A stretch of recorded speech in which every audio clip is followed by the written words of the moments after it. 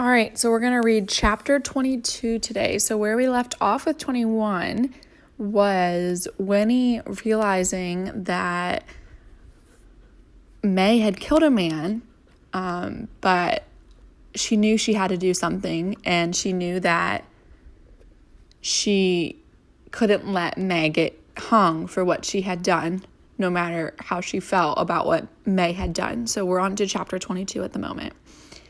Next morning, Winnie went out to the fence directly after breakfast. It was the hottest day yet, so heavy that the slightest exertion brought on a flood of perspiration and exhaustion in the joints. 2 days before, they would have insisted that she stay indoors, but now, this morning, they were careful with her, a little gingerly, as if she were an egg. She had said, "I'm going outside now," and they had said, "All right, but come in if it gets too hot, won't you, dear?" And she had answered yes. So, why do you think they're being so gentle and careful with her? I think at this point, they're realizing that Winnie had just ran away, and to them, she ran away by choice. She left by choice. So they're trying so hard to not break her again, to be so gentle so she doesn't choose to run away again, even though we know that she didn't choose to run away. She was kidnapped. Her parents think that she chose to, and so they're trying to be careful with her and to not cause her to run away again. The earth where it was worn bald under the gate was cracked and hard as a rock. A lifeless tan color, and the road was an aisle of brilliant velvet dust.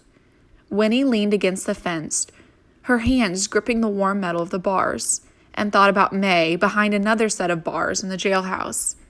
And then, lifting her head, she saw the toad. It was squatting where she had seen it first, across the road. "Hello," she said, very glad to see it. The toad did not so much as flick a muscle or blink an eye. It looked dried out today, parched. "It's thirsty," said Winnie to herself. "No wonder on a day like this." She left the fence and went back into the cottage. "Granny, can I have some water in a dish? There's a toad out front that looks as if it's just about to die of thirst." "A toad?" said her grandmother, wrinkling her nose in disgust. "Nasty things, toads." "Not this one. This one is always out there, and I like him. Can I give him a drink of water?" said Winnie. "Toads don't drink water, Winifred. I wouldn't do him any good." "They don't drink water at all?" "No, they take it in through their skins, like a sponge, when it rains." "But it hasn't rained in forever," said Winnie. "I could sprinkle some water on him, couldn't I? That would help, wouldn't it?" "Well, I suppose," said her grandmother. "Where is he, in the yard?" "No," said Winnie. "He's across the road." "I'll come with you, then. I don't want you leaving the yard alone." But when they came out to the fence, Winnie balancing a small bowl of water with enormous care, the toad was gone. "Well, he must be all right," said her grandmother, "if he could hop off." With mingled disappointment but relief, Winnie tipped the water onto the cracked earth at the gate. It was sucked in immediately, and the wet brown stain it left behind paled and vanished almost as quickly. "I never saw such heat in my life," said Winnie's grandmother, dabbing uselessly at her neck with her handkerchief. "Don't stay out here much longer." "I won't," said Winnie, and was left alone once more. She sat down on the grass and sighed. May, what could she do to set May free? She closed her eyes against the glaring light and watched, a little dizzily, as brilliant patterns of red and orange danced inside her eyelids. And then, miraculously, Jessie was there, crouching just on the other side of the fence. "Winnie," he hissed, "you sleeping?" "Oh, Jessie!" Her eyes flew open and she reached to the fence to grasp his hand. "I'm so glad to see you. What can we do? We have to get her out." "Miles got a plan, but I don't see how it can work," said Jessie, speaking quickly, his voice almost a whisper. "He knows a lot about carpentering. He says he can take Ma's window frame right straight out of the wall, bars and all, and she can climb through. We're going to try it tonight when it gets dark. Only trouble is that constable keeps watching her every minute. He's so darn proud of having a prisoner in that new jail of his. We've been down to see her. She's all right. But even if she can climb through the window, he'll come after her soon he sees she's gone.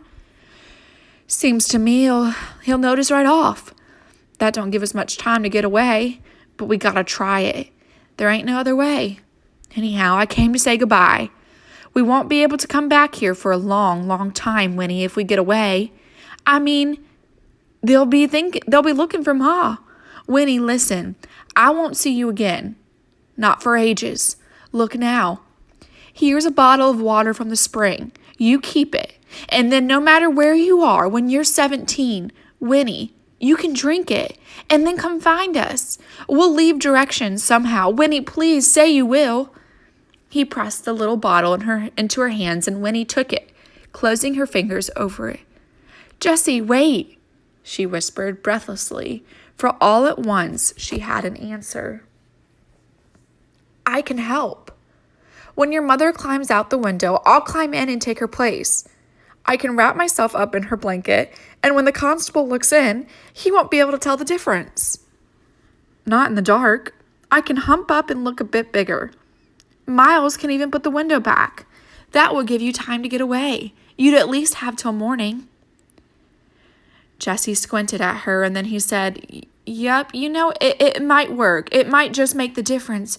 But I don't know, as Paul's going to let you take that risk. I mean, what'll they say to you when they find you? I don't know, said Winnie, but it doesn't matter.